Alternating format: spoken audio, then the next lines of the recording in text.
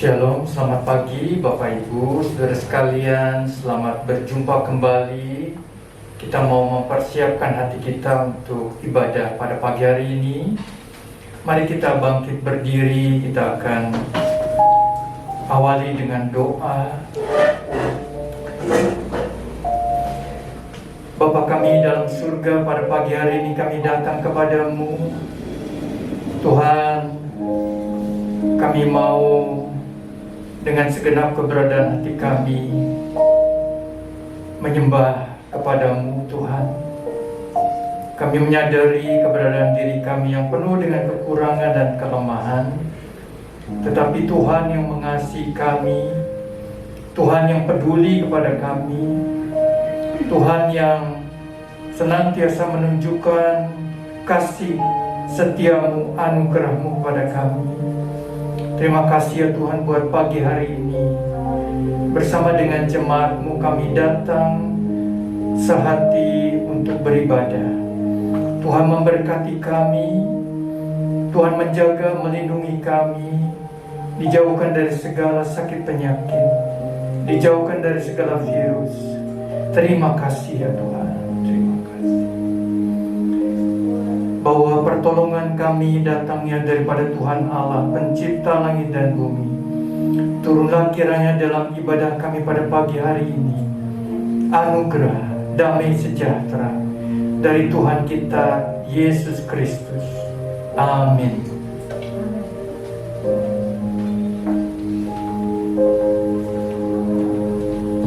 Kita akan tetap di dalam hadirat-Nya. Kita boleh merasakan kasih Tuhan pada pagi hari ini. Mari kita akan menyembah Dia. Kita akan tinggikan Dia dengan segenap hati kita. Kita katakan, Bapa, Kau setia. Haleluya, Yesus. Sungguh kesetiaan-Mu Tuhan tidak dapat terukur. Haleluya, Yesus. Terima kasih Bapa. Terima kasih. Haleluya. Bapa, Kau setia. Bapa, Kau mulia.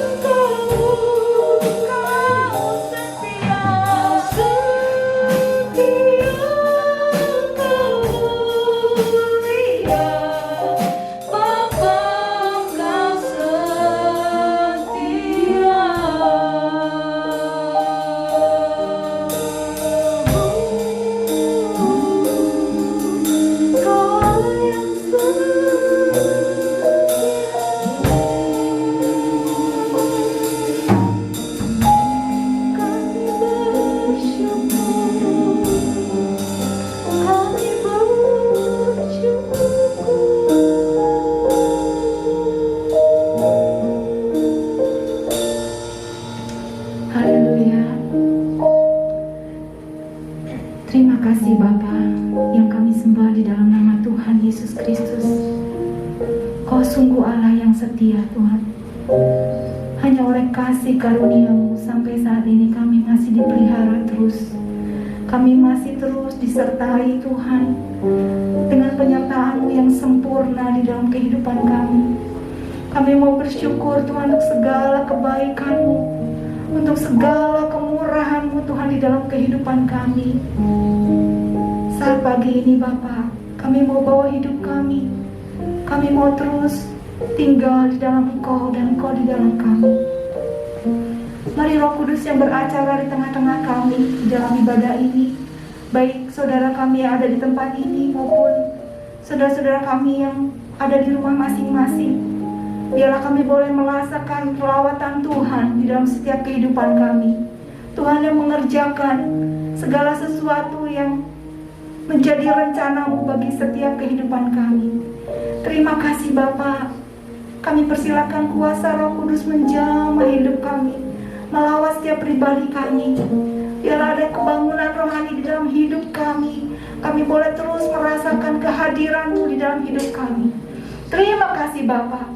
Kami menserahkan ibadah ini dari awal, pertengahan hingga akhirnya hanya di dalam satu nama, di dalam nama Tuhan Yesus Kristus. Kami berdoa dan mengucap syukur. Kita katakan bersama-sama, amin. Shalom Bapak Ibu Saudara. Shalom juga Bapak Ibu yang ada di rumah masing-masing. Kita percaya Allah kita hidup dan Dia hadir di tengah-tengah kita. Amin. Kita mau angkat tangan kita bersama-sama. Kita katakan Dialah kekuatan kita. Amin. Mari kita angkat tangan kita bersama-sama. Kau kekuatanku, penopang hidupku, panji keselamatan. Kau buktikan kasih setiamu, benteng hidupku. Tak akan ku takut, sebab ku tahu Kau besertaku. Yesus jaminan hidup. Kau kekuatanku, haleluya. Kau kekuatanku, penopang hidupku, panji keselamatan. Kau buktikan kasih setiamu, benteng hidupku. Tak akan ku takut,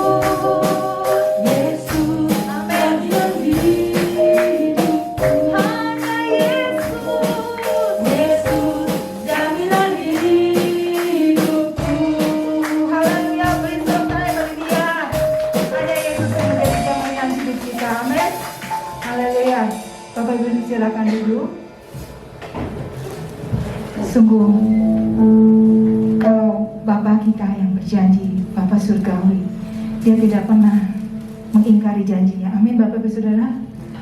Karena itu mari kita sungguh-sungguh pegang terus akan janji Tuhan.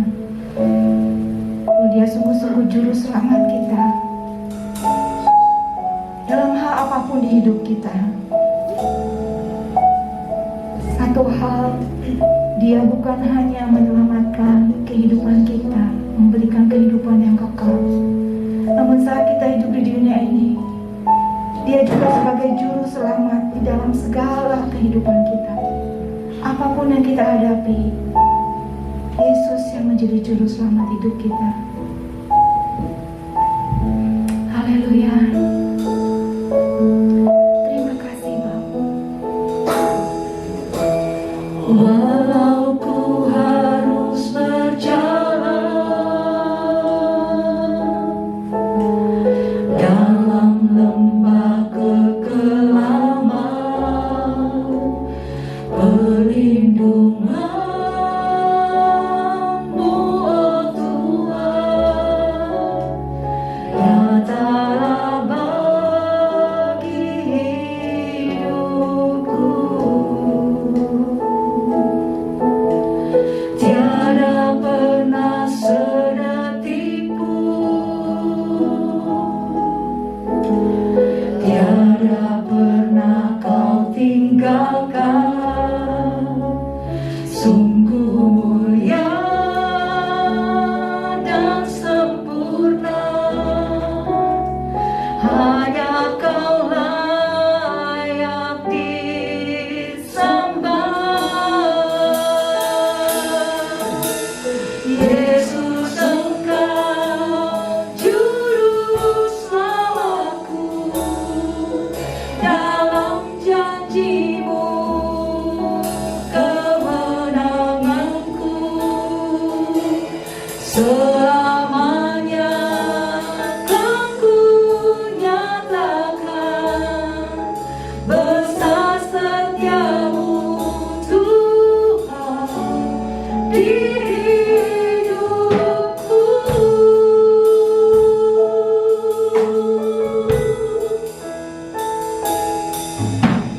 Walau ku harus berjalan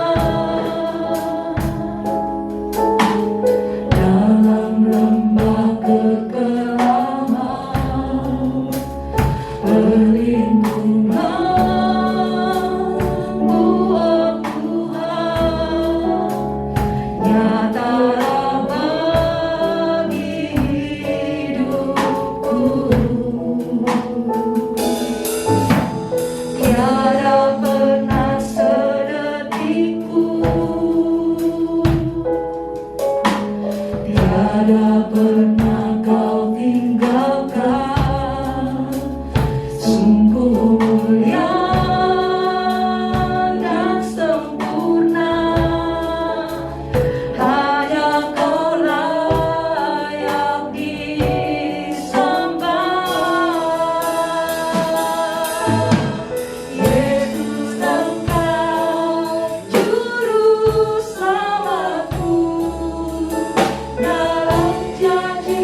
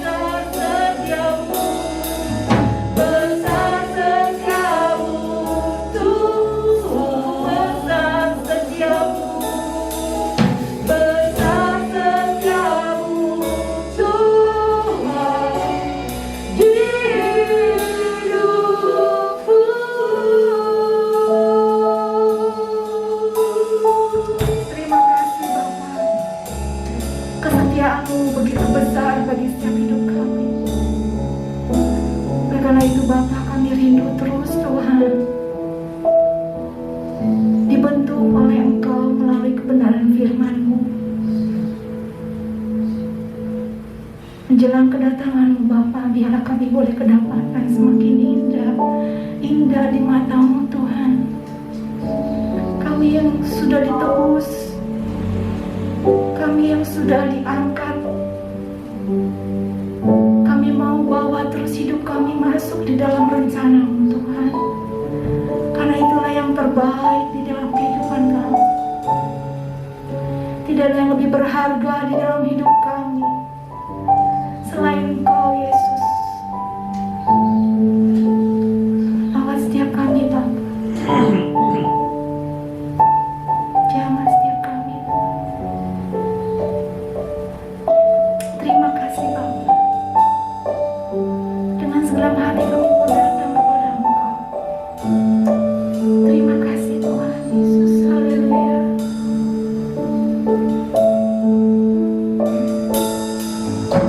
Dengan segenap hati dan jiwaku, ku datang padamu dalam kerinduan. Kasih-Mu yang sanggup mengubahku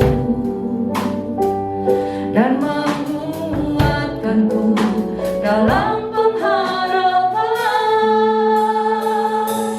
Yesus, Engkaulah permata hatiku. Dunia tak dapat menggantikanmu. Kemuliaan-Mu tercurah bagiku, menjadikanku indah dan semakin indah bagimu. Kami datang dengan segenap hati kami Bapa. Dengan segenap hati dan jiwaku, ku datang padamu dalam kerinduan. Kasih-Mu yang sanggup mengubahku dan menguatkanku dalam pengharapan. Yesus, Engkaulah permata hatiku. Dunia tak dapat menggantikanmu. Kemuliaan-Mu tercurah bagiku, menjadikanku indah dan semakin indah bagimu. Yesus, Saya undang kita semua sama-sama bangkit berdiri. Kita persiapkan hati kita untuk menerima kebenaran firman dunia Tuhan tak yang boleh dapat mengubahkan hidup kita, buat kita semakin indah bagi Tuhan. Kemuliaan-Mu tercurah bagiku, menjadikanku indah dan semakin indah bagimu. Yesus, hanya Yesus. Yesus, Engkaulah permata hatiku. Dunia tak dapat menggantikanmu. Kemuliaan-Mu tercurah bagiku,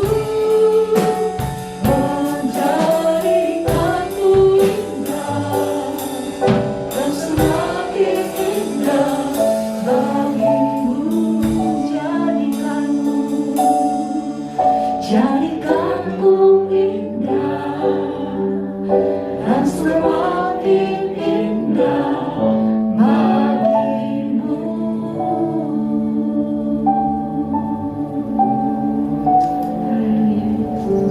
Bapa kami dalam surga, Terima kasih. terima kasih ya Tuhan, pada pagi hari ini kami masih diberikan kesempatan untuk diam di bawah kaki-Mu, mendengarkan kebenaran firman-Mu.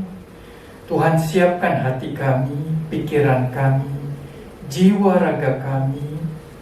Apabila ada perasaan-perasaan yang negatif yang mengganggu hati dan pikiran kami berdoa, Tuhan, singkirkan. Biarlah pada saat ini kami boleh diberikan ketenangan, diberikan hati yang damai untuk menerima kebenaran firman-Mu. Tuhan, urapi hamba-Mu, pakai hamba-Mu sebagai saluran berkat. Kami mengucap syukur dan berdoa di dalam nama Tuhan Yesus. Amin. Silakan duduk. Shalom, saudara-saudara sekalian semua. Kita bersyukur masih dapat kesempatan untuk datang beribadah secara on-site di tempat ini. Saya mengambil tema untuk firman Tuhan pada pagi hari ini sebagai berikut: melewati padang gurun kehidupan. Melewati padang gurun kehidupan. Ya, sayangnya di tempat kita tidak ada padang gurun ya.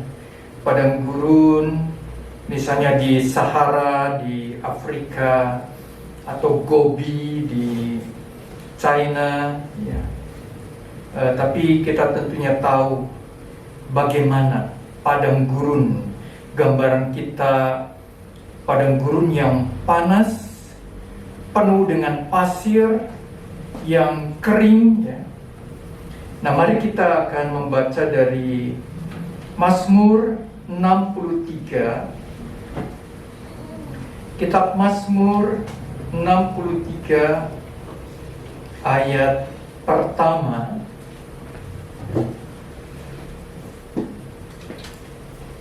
sampai ayat yang kelima. Mazmur 63 ayat yang pertama. Demikian firman Tuhan. Kerinduan kepada Allah. Mazmur Daud ketika ia ada di padang gurun Yehuda. Ya Allah, Engkaulah Allahku. Aku mencari Engkau. Jiwaku haus kepadamu. Tubuhku rindu kepadamu. Seperti tanah yang kering dan tandus tiada berair. Demikianlah aku memandang kepadamu di tempat kudus, sambil melihat kekuatanmu dan kemuliaanmu. Sebab kasih setiamu lebih baik daripada hidup. Bibirku akan memegahkan Engkau. Demikianlah aku mau memuji Engkau seumur hidupku dan menaikkan tanganku demi nama-Mu. Saudara sekalian, ayat yang pertama dikatakan Daud berada di padang gurun Yehuda. Saudara sekalian, kita bertanya, Daud yang adalah seorang raja yang luar biasa, Daud mempunyai nama yang terkenal, tetapi mengapa pada saat itu dia berada di padang gurun Yehuda? Tentunya bukan untuk jalan-jalan atau untuk sesuatu yang sifatnya rekreasi. Saudara sekalian, ternyata Daud berada di padang gurun Yehuda. Pada waktu itu dia melarikan diri. Dia melarikan diri dari satu tempat ke tempat yang lain. Akhirnya dia bersembunyi di padang gurun, di gua-gua, di gunung-gunung yang tandus. Saudara sekalian, Daud dikejar oleh Raja Saul dengan pasukannya yang lengkap. Daud merasa takut. dan dia bersembunyi. Saudara sekalian, apakah saudara pernah melewati padang gurun? Apakah saudara pernah membayangkan kita berada di padang gurun? Tempat yang tandus, tempat yang panas. Saudara sekalian, ternyata Raja Daud yang hebat itu, yang terkenal itu, pernah tinggal di padang gurun. Saudara sekalian, kalau kita melihat definisi daripada padang gurun, adalah satu tempat yang mendapatkan curah hujan kurang dari 10 inci per tahun. Tempat itu lama-kelamaan, kalau diterpa panas matahari, ada banyak penguapan, maka akan terjadi padang gurun. Saudara sekalian yang dikasihi Tuhan, padang gurun digambarkan boleh kata dua hal, ya. Yang pertama adalah tempat yang panas, tempat yang diliputi pasir, bagaikan lautan pasir, tempat yang panas. Kadang-kadang kita merasa heran, ada binatang-binatang yang masih bisa hidup di padang gurun, ada tanaman-tanaman yang masih bisa hidup di padang gurun. Luar biasa. Kita tentunya tidak bisa hidup di tempat seperti itu.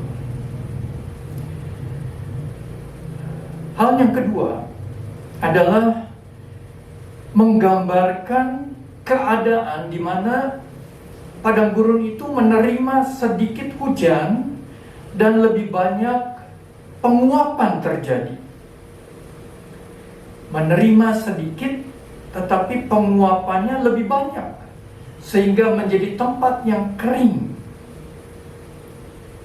Nah, saudara sekalian, tentunya ini bisa menggambarkan keadaan kehidupan manusia atau hati manusia.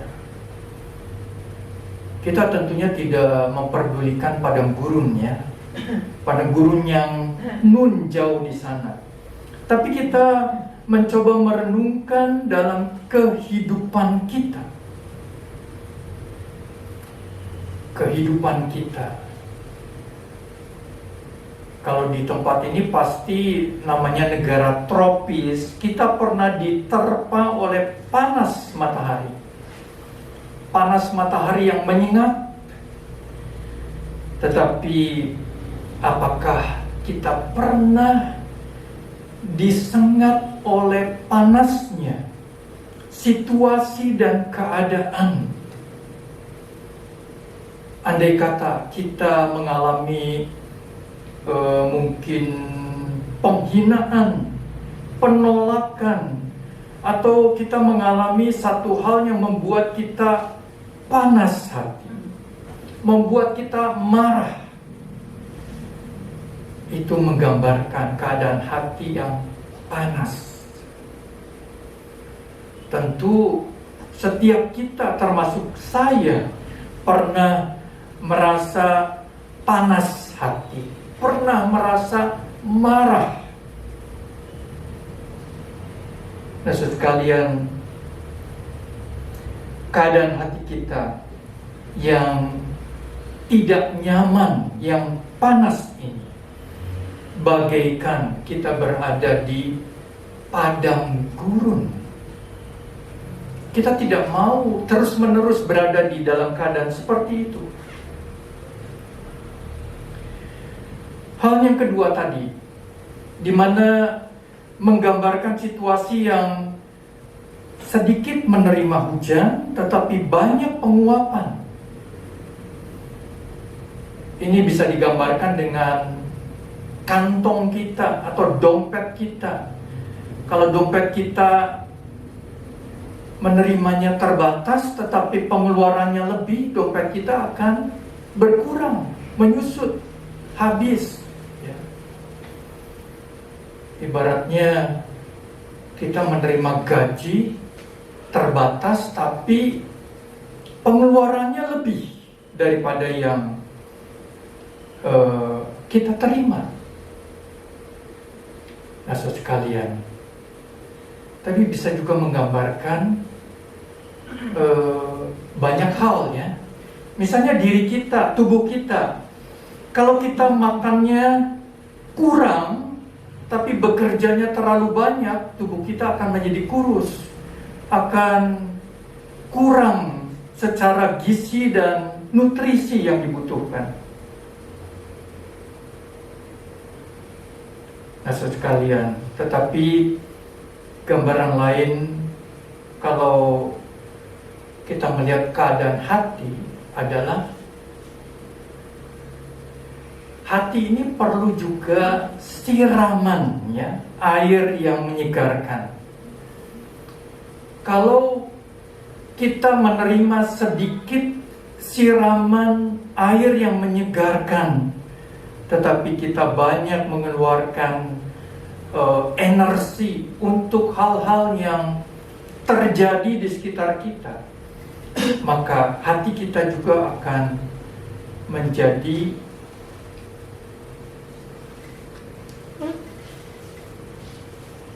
bagaimana? Menjadi kecil, menjadi menciut. Nah, saudara sekalian, kadang-kadang di dalam kehidupan kita juga harus seimbang, ya, antara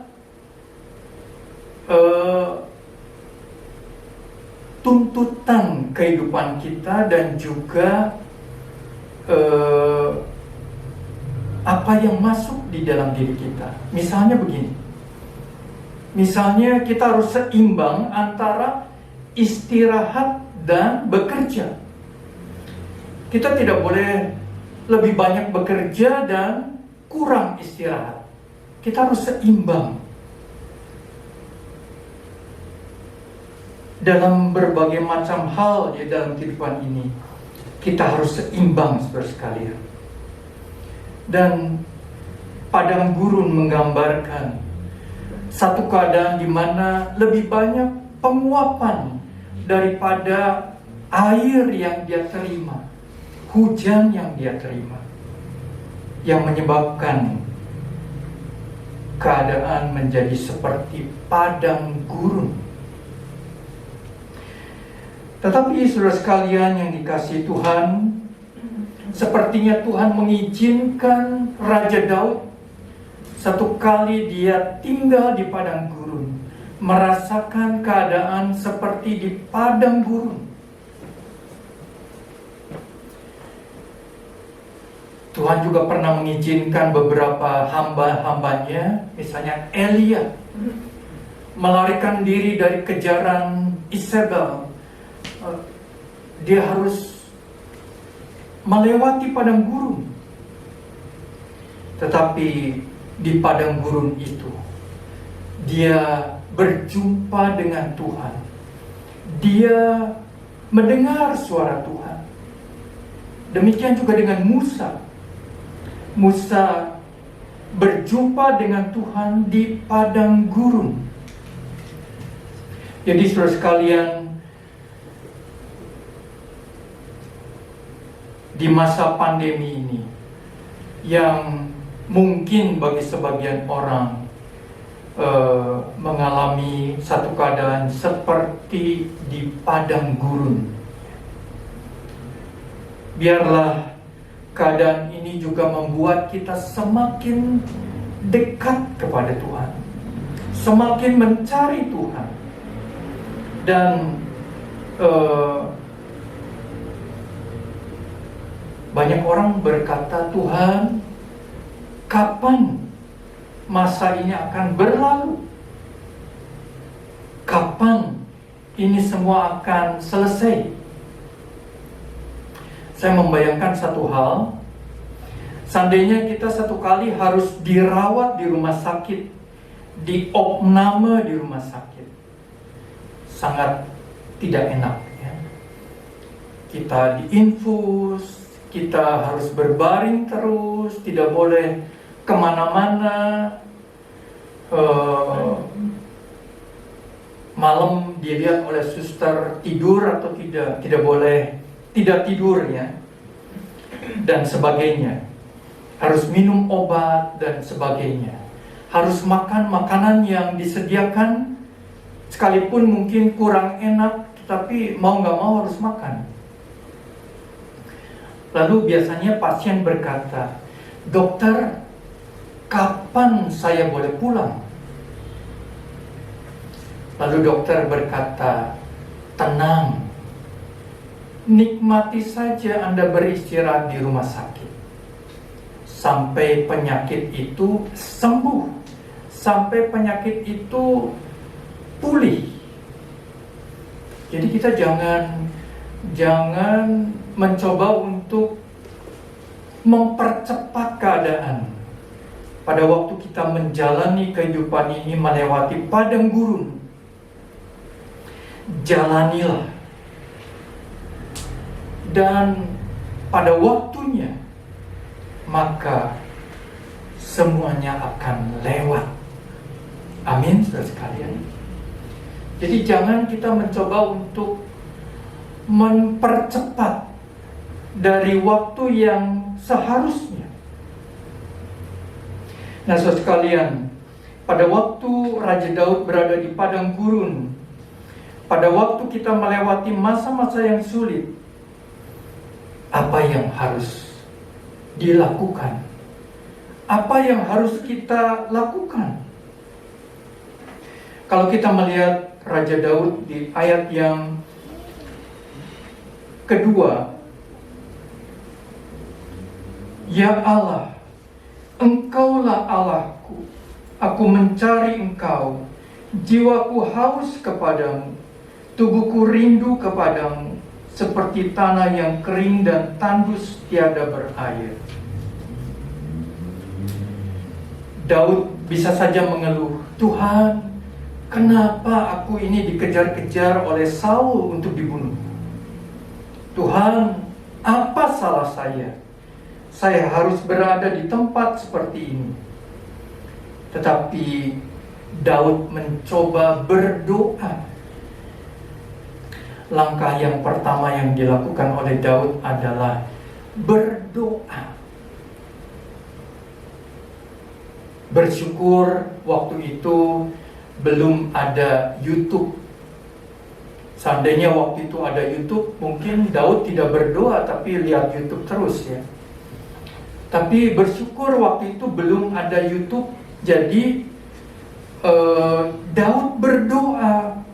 Dia hanya bisa melihat ke langit, ada bintang-bintang dan langit yang begitu berwarna biru, dan dia hanya berdoa kepada Tuhan, "Tuhan, aku rindu kepadamu, jiwaku haus kepadamu." Saudara sekalian, tidak ada yang lebih indah kalau kita bisa bertemu dengan Tuhan di saat-saat yang sulit. Tidak ada yang lebih indah kalau kita bisa berdoa kepada Tuhan. Banyak orang Kristen yang berkata, "Boksu atau Pak Pendeta, justru kalau pada waktu saya mengalami masalah, saya tidak bisa berdoa. Kalau saya sedang sakit, saya tidak bisa berdoa." Saya berpikir dalam hati, berarti doa Anda itu masih keliru, masih belum lulus. Seharusnya Justru di masa-masa yang sulit kita berdoa. Baik masa sulit, masa senang, masa apapun kita berdoa. Karena doa itu adalah nafas kehidupan orang Kristen. Saudara sekalian, saya membayangkan di surga itu ada satu alat yang bisa mendeteksi, ya. Di dunia ini belum ada, ya. Gereja-gereja yang canggih pun belum ada. Mendeteksi apa, saudara sekalian? Ya, kita melihat kegiatan ibadah di gereja pasti ada doanya, ya. Di setiap ibadah, di setiap acara program ada doa. Ada banyak orang yang datang beribadah.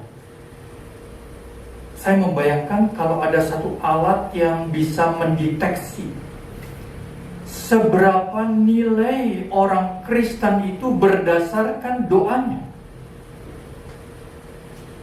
Jadi seberapa benarnya, seberapa nilainya diri kita sebagai orang Kristen ditentukan oleh doa kita. Dan doa kita tidak ditentukan oleh lamanya. Kalau saudara berdoa berjam-jam, ya, belum tentu doanya itu memang berkenan kepada Tuhan. Tergantung hati kita, tergantung kata-kata yang kita ucapkan. Jadi kalau kita bisa mendeteksi seberapa nilai orang Kristen dari doanya, ya. Termasuk pendeta sekalipun, ya, belum tentu lulus, ya. Nah, saudara sekalian, Daud berdoa kepada Tuhan, dan di dalam Mazmur ini yang merupakan doa, secara manusia Daud mungkin ada perkataan-perkataan yang keluar dari mulutnya yang merupakan kata-kata yang negatif. Kalau kita membaca di dalam ayat 10 dan seterusnya, ya. Jadi semacam ada kata-kata negatif, ya. Daud berdoa, Tuhan, semoga orang yang mengejar-ngejar aku, yang mau membunuh aku itu, semoga mendapat celaka, ya, kira-kira begitu. Tuhan, semoga musuh saya mendapat celaka. Nah, saudara sekalian, seringkali kita juga sebagai manusia yang tidak luput dari kelemahan, kita bisa punya hati yang emosi, punya hati yang marah, dan kita mungkin mengeluarkan kata-kata yang negatif. Tetapi Tuhan memproses Daud, dan Tuhan menjadikan Daud orang yang berkenan kepadanya. Ada satu hal yang menarik yang saya amati. Kita bayangkan Daud sedang bersembunyi di padang gurun, di gua-gua, gunung-gunung. Saudara tahu, Raja Saul dengan pasukannya pasti dapat menemukan Daud. Kemanapun Daud pergi, pasti bisa didapat. Jadi sebelumnya Daud melewati beberapa kota, beberapa tempat, beberapa desa, dan Raja Saul mengejar terus, mengikuti jejak langkah daripada Daud. Dan kalau bukan Tuhan yang menolong Daud, Daud pasti kena. Daud pasti ditangkap oleh Saul. Ada satu ayat di dalam 1 Raja-Raja pasal 1 Samuel pasal 23 ayat 14. 1 Samuel 23 ayat 14.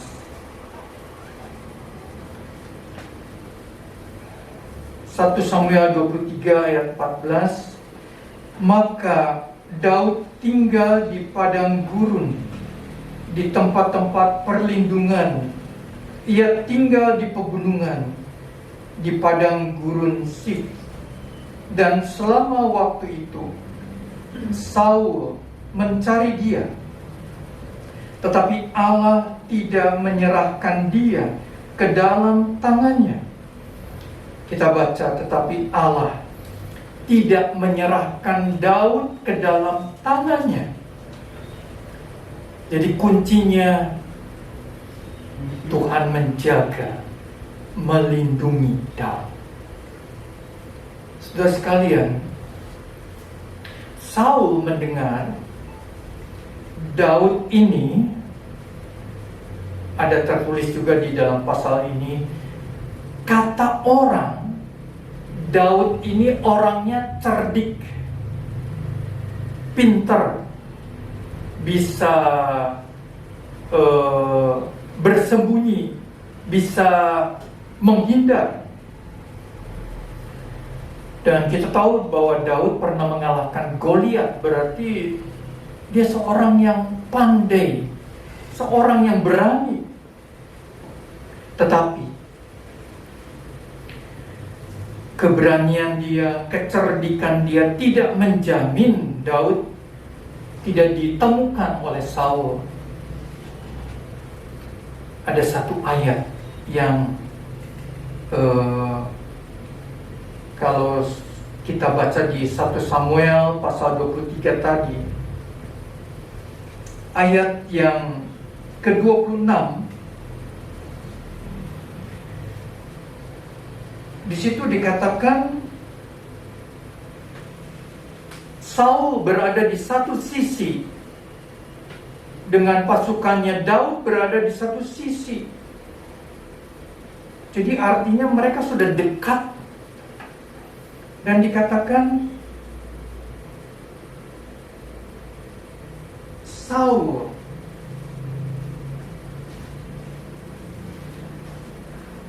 dengan orang-orangnya sudah hampir mengepung Daud dan orang-orangnya untuk menangkap mereka. Kita baca, sudah hampir, ya, sudah hampir. Nah, saudara sekalian, kalau diberi waktu lagi, misalnya beberapa hari, Daud pasti tertangkap. Tapi apa yang terjadi? Saul dijemput oleh orang-orangnya dan mendengar kabar bahwa ada orang Filistin yang menyerang istana atau negara. Jadi mereka harus mundur, mereka harus kembali. Nah, sekalian, saya terkesan kata-kata ini sudah hampir, ya.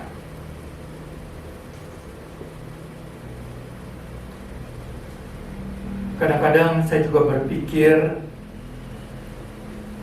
mungkin virus corona ini ada di mana-mana, ya.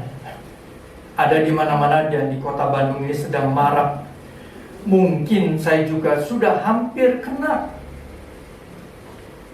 Sudah hampir. Tuhan masih melindungi. Tuhan masih melindungi dan menjaga kita. Oleh sebab itu kita harus berjaga-jaga. Kita harus waspada. Saudara sekalian yang dikasihi Tuhan, Daud berdoa kepada Tuhan. Ini merupakan langkah yang pertama. Dalam setiap keadaan, kita harus datang merendahkan diri, berdoa kepada Tuhan. Tuhan rindu anaknya datang kepadanya untuk berkata-kata, bercakap-cakap, berkomunikasi dengan Tuhan. Hal yang kedua, saudara sekalian, di dalam doa daripada Daud,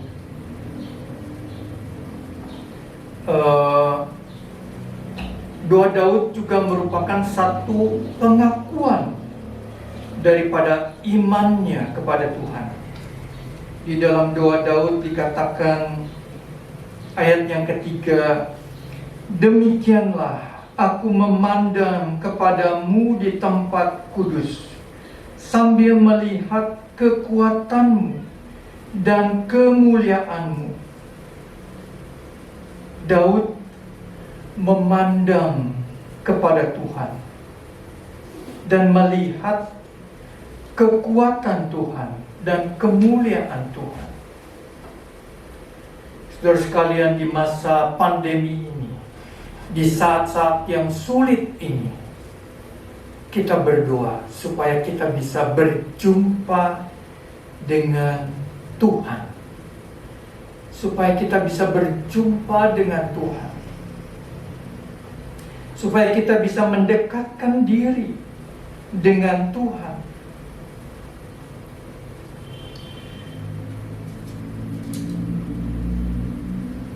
Kalau tadi yang pertama, Daud berdoa supaya Tuhan memenuhi hatinya. Tetapi yang kedua ini, Daud rindu menerima petunjuk daripada Tuhan.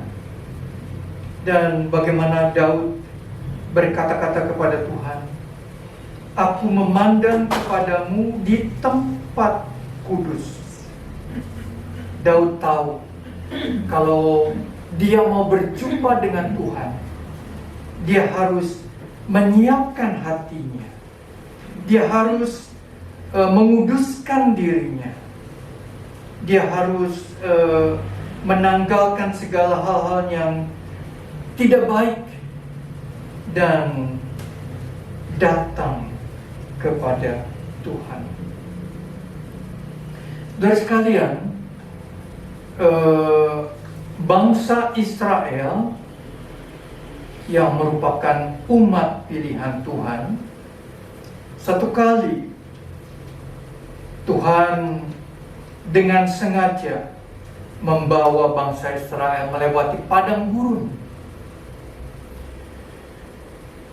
Tuhan berjanji bangsa Israel akan masuk ke tanah Kanaan, tanah yang subur, tanah yang berlimpah. Tetapi dengan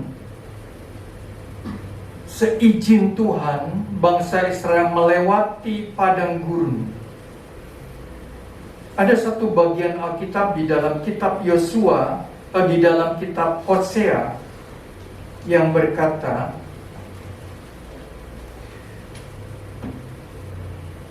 Hosea pasal yang kedua ayat 13. Hosea 2 ayat 13. Sebab itu sesungguhnya aku ini akan membujuk dia. Tuhan akan membujuk bangsa Israel dan membawa dia ke padang gurun dan berbicara menenangkan hatinya. Aku akan memberikan kepadanya kebun anggur dari sana dan membuat lembah Akor menjadi pintu pengharapan. Maka dia akan merelakan dirinya di sana seperti pada masa mudanya, seperti pada waktu dia berangkat keluar dari tanah Mesir. Ayat ini menggambarkan dengan sengaja Tuhan membujuk bangsa Israel untuk masuk padang gurun. Saudara sekalian, kalau Tuhan mengizinkan kita melewati padang gurun, maka kita berdoa, Tuhan, apa yang hendak Engkau katakan kepada saya? Pada masa saya harus melewati padang gurun, Tuhan, berbicaralah kepada saya. Dan di dalam ayat yang ke-14 dikatakan, aku akan memberikan kepadanya kebun anggur dan membuat lembah Akor menjadi pintu pengharapan. Kita ingat ada satu peristiwa di dalam Perjanjian Lama di kitab Yosua. Pada waktu Yosua masuk ke tanah Kanaan, kota yang pertama yang harus mereka kalahkan adalah kota benteng Yeriko. Kota benteng Yeriko yang begitu kuat, yang begitu kokoh. Dan dengan petunjuk daripada Tuhan, bagaimana mereka berbaris, bagaimana mereka mengelilingi kota, bagaimana mereka memuji Tuhan, dan akhirnya benteng itu roboh dan bangsa Israel bisa masuk merebut kota Yeriko. Tapi di dalam pasal berikutnya, itu Yosua pasal yang ke-6, pasal ke-7, ketika bangsa Israel berhadapan dengan satu kota yang kecil, yaitu namanya Ai, ya, hanya 2 huruf. Saking kecilnya kota itu cuma ada 2 huruf, A dan I, Ai. Nah, sekalian, kota itu dianggap enteng oleh bangsa Israel dan Yosua. Mereka berkata dalam hati, kalau Jericho saja bisa mereka kalahkan, pasti kota yang kecil ini dengan mudah akan kita bisa kalahkan. Tapi apa yang terjadi? Ketika pasukan Israel menyerbu, lalu penduduk kota Ai ini keluar menyerang dan bahkan mengejar pasukan Israel, sehingga tentara Israel lari menyingkir ke padang gurun. Lalu Yosua berlutut kepada Tuhan. Dia berdoa, berkata, Tuhan, kenapa ini terjadi? Kenapa kami sampai dikalahkan oleh pasukan kota Ai yang kecil? Akhirnya Tuhan menunjukkan ada satu dosa yang dilakukan oleh seorang yang bernama Akan. Akan menyimpan, menyembunyikan barang-barang berhala, barang-barang emas dan perak, hasil rampasan, menyimpan di dalam kemahnya. Jadi sepertinya tidak bersalah, ya. Mereka menang perang, lalu ada barang-barang emas dan perak disimpan daripada dibakar, ya. Jadi kesalahannya bukan mencurinya, tapi tidak taat kepada perintah Tuhan. Kalau Tuhan berkata barang itu harus dihanguskan, harus dihanguskan. Kalau dikatakan barang itu boleh diambil, ya boleh diambil. Jadi kuncinya adalah akan tidak taat kepada perintah Tuhan. Akhirnya dengan petunjuk Tuhan akan ditemukan, orang yang bersalah ini ditemukan dan dibawa ke lembah Akor.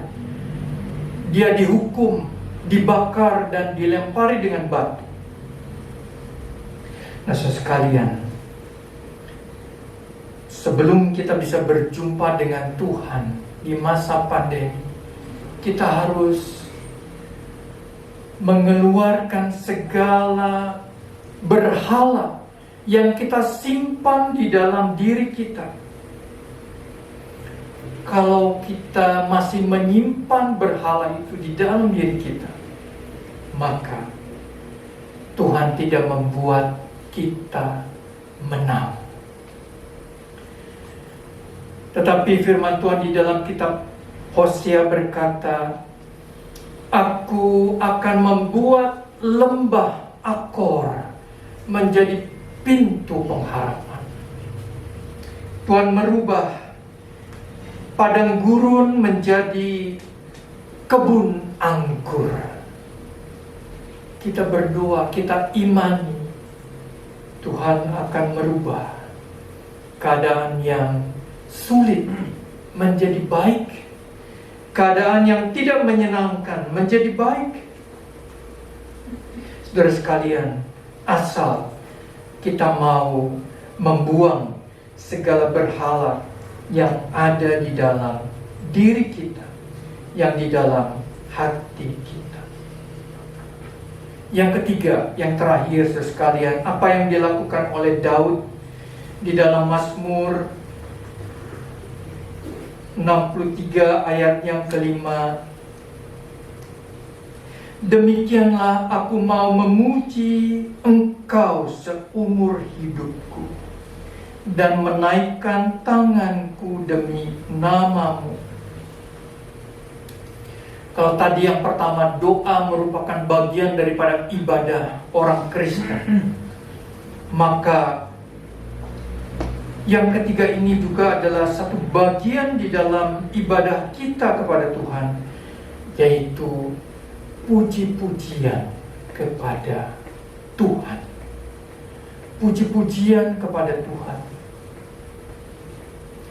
Kalau setiap pagi, kira-kira jam 5:30, saya bangun, saya mendengar suara burung kutilang yang ada di pepohonan di sini.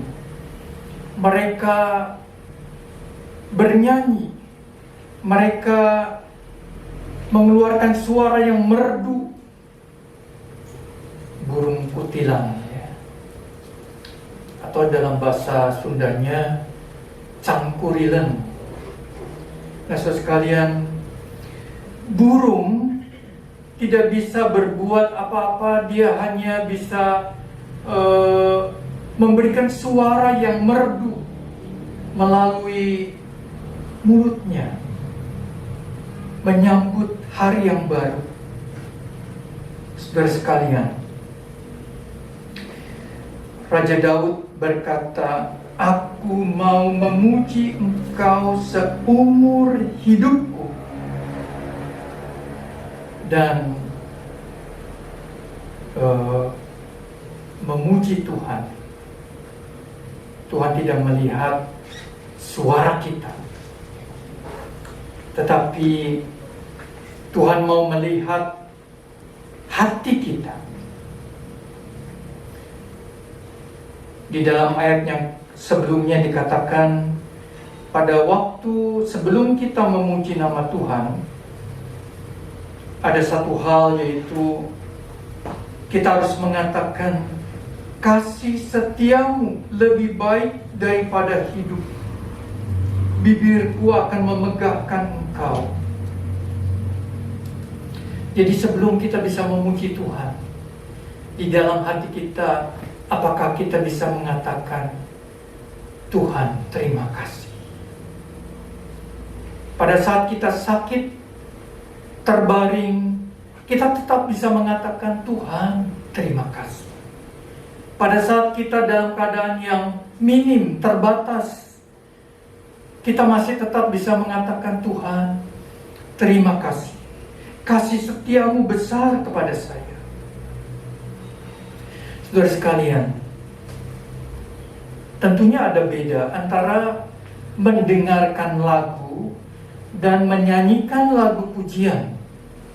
Kalau mendengarkan lagu, kita tinggal memutar perangkat audio, menikmati suara dari orang yang menyanyikan,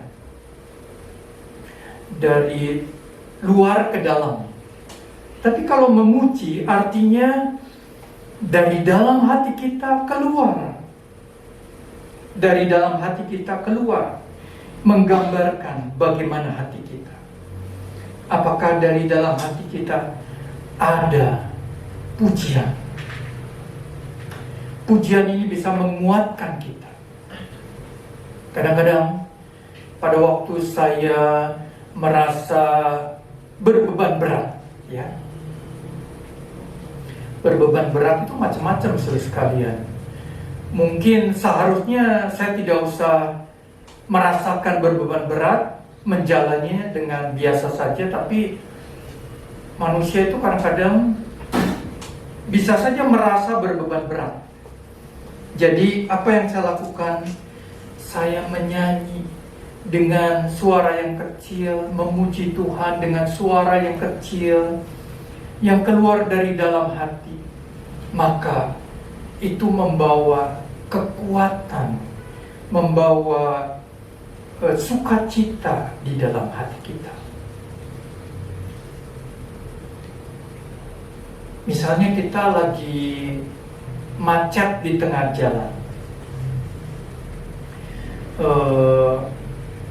Biasanya orang lagi terjebak macet, dia bisa memutar lagu, ya, wah, yang bisa menghibur, ya. Tapi lebih baik lagi kalau dari dalam hati kita bisa memuji Tuhan dengan suara yang kecil. Tuhan, terima kasih. Tuhan menjaga, melindungi saya. Itu akan lebih menguatkan, menghibur kita. Karena pujian itu keluar dari dalam hati kita. Nah, sekalian yang kasih Tuhan, apakah kita sedang melewati padang gurun? Yang pertama, kita harus datang kepada Tuhan dan berdoa. Dan Tuhan mau berjumpa dengan kita pada saat kita mengalami masa-masa yang sulit. Dan kita harus mencoba untuk memuji Tuhan yang keluar dari dalam hati kita pada masa-masa yang sulit. Maka ayat yang ke-6 dikatakan pada waktu mungkin hati kita ini sedang haus, sedang rindu, sedang lapar, sedang kekeringan. Ayat 6 berkata, seperti dengan lemak dan sumsum jiwaku dikenyangkan, dan dengan bibir yang bersorak-sorai mulutku memuji-muji. Kalau saya membaca ayat ini, saya membayangkan kalau ada orang yang lapar, diberi sop buntut yang enak, sampai dia tulangnya dia sedot sumsumnya, waduh, nikmatnya bukan main. Tapi juga kolesterol, ya. Nah, saudara sekalian, kita ingin dipenuhi, dikenyangkan oleh firman Tuhan, oleh kebaikan Tuhan, karena Tuhan mengasihi kita. Amin. Mari kita berdoa. Tuhan, terima kasih buat kebenaran firman. Terima kasih buat doa daripada Raja Daud yang disampaikan kepada Tuhan. Kami rindu, Tuhan, melewati masa-masa yang sulit di dalam kehidupan kami. Kami tetap berdoa kepadamu. Kami tetap menjalani kehidupan sesuai dengan pimpinan, penyertaan daripada Tuhan, sampai kami boleh melewatinya. Tuhan memberikan kekuatan kepada setiap kami, kepada setiap jemaat, kepada setiap keluarga kami, agar kami boleh dilindungi, dijaga, dan ditolong oleh Tuhan melewati masa-masa yang sulit. Terpujilah nama-Mu. Dalam nama Tuhan Yesus kami berdoa. Amin.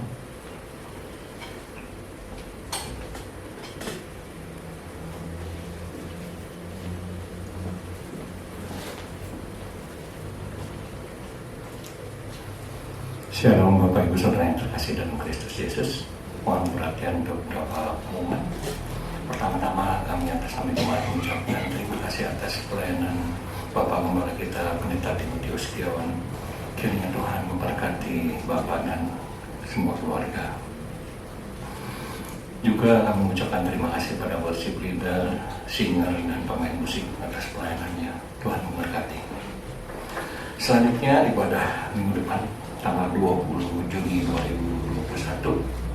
Seperti biasa akan dimulai jam 9 pagi di tempat ini dan akan dilayani oleh Pendeta Nimrod. Marilah kita tetap memelihara protokol kesehatan lebih ketat lagi karena terakhir-terakhir ini Bandung meningkat yang terkena COVID.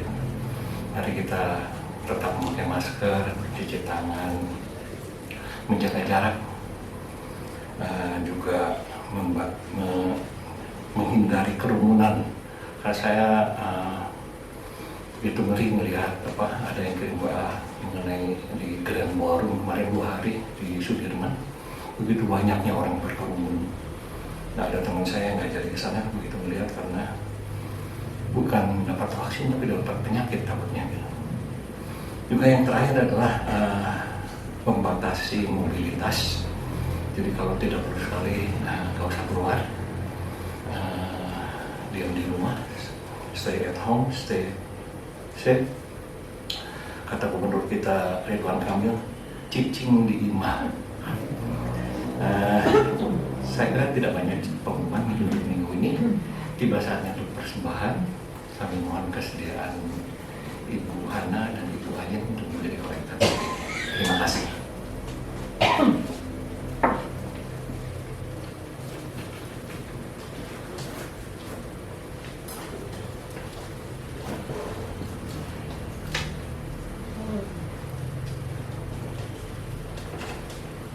Mari kita tundukkan kepala satu dan hati dalam doa. Bapa dalam surga, Bapa dalam nama Tuhan Yesus Kristus, Bapa surgawi, kembali kami menghadap Engkau Tuhan untuk mengucap syukur dan terima kasih. Terima kasih atas segalanya Tuhan.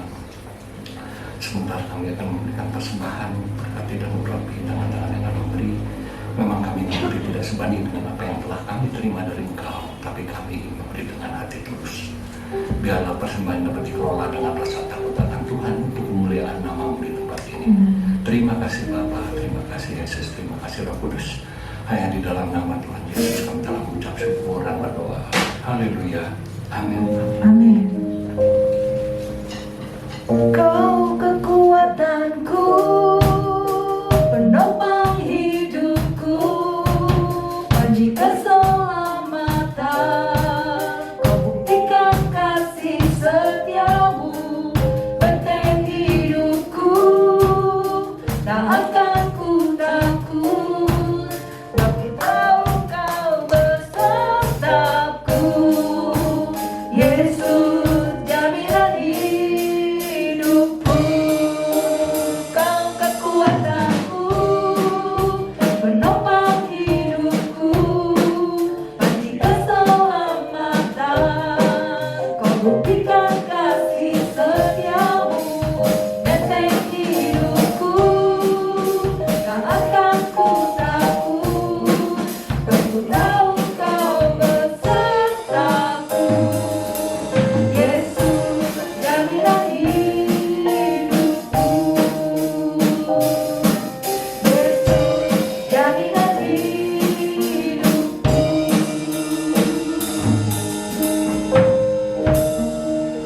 Mari kita bangkit berdiri, kita akan mengakhiri ibadah dengan doa. Tuhan, terima kasih buat kebenaran firman-Mu.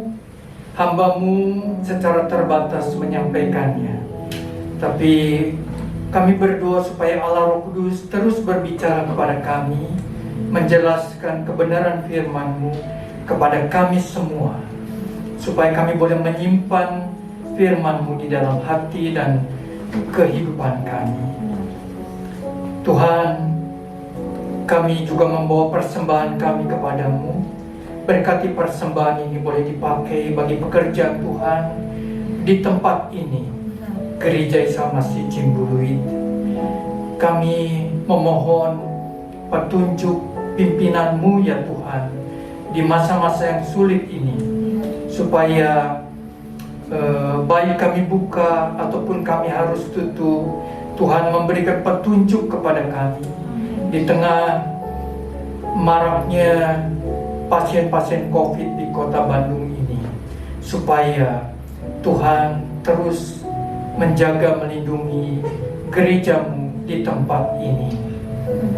Kami juga berdoa mengucap syukur kalau Ibu Wong sudah pulang ke rumah, dan kami berdoa supaya Tuhan tetap memberikan kesehatan kepada Ibu Wong. Kami juga berdoa bagi Ibu Lina, mama daripada saudara Kelvin yang kemarin baru dioperasi ulang oleh karena ada sesuatu yang masih belum benar. Kami berdoa supaya Tuhan pulihkan keadaannya, kondisinya, supaya Ibu Lina boleh pulih kembali, boleh sehat kembali. Terima kasih Tuhan. Kami juga berdoa bagi Pendeta Philip Andrew dan keluarga. Kami berdoa supaya hamba-Mu ini boleh dipulihkan kesehatannya, dijauhkan dari segala sakit penyakit, dan boleh sehat kembali seperti semula. Tuhan memberkati hamba-Mu dan keluarganya. Kami juga berdoa bagi Ibu Rahman yang telah lanjut usia. Biarlah kiranya Tuhan senantiasa memberikan kekuatan, penghiburan, dan petunjuk daripada Tuhan di dalam kehidupannya. Tuhan memberkati keluarganya. Bapa kami dalam surga, kami berdoa bagi kota Bandung yang kami kasihi, kota Bandung dan sekitarnya. Kami berdoa bagi rumah-rumah sakit yang mulai penuh. Kiranya Tuhan menolong melalui pemerintah, melalui gugus tugas COVID-19, supaya menangani dengan baik apa yang harus mereka lakukan. Kami juga berdoa bagi TNI dan Polri yang menjaga, melindungi, dan juga mencegah segala kerumunan yang ada, supaya Tuhan memberikan hikmat, akal budi, dan juga ketegasan. Terima kasih Tuhan, terima kasih. Kami menyerahkan kehidupan kami sepanjang minggu mendatang ke dalam tangan-Mu. Tuhan menolong, menyertai kami. Saudaraku yang kekasih, pulanglah dengan membawa berkat Tuhan. Tuhan memberkati engkau dan melindungi engkau. Tuhan menyinari engkau dengan wajah-Nya dan memberi engkau kasih karunia. Tuhan menghadapkan wajah-Nya kepadamu dan memberi engkau damai sejahtera. Kiranya kasih sayang dari Allah Bapa di surga, anugerah keselamatan dari Tuhan Yesus Kristus, dan pertolongan daripada Allah Roh Kudus menyertai saudara-saudara sekalian, mulai saat ini sampai Maranatha, Tuhan Yesus datang kembali. Amin. Amin. Haleluya.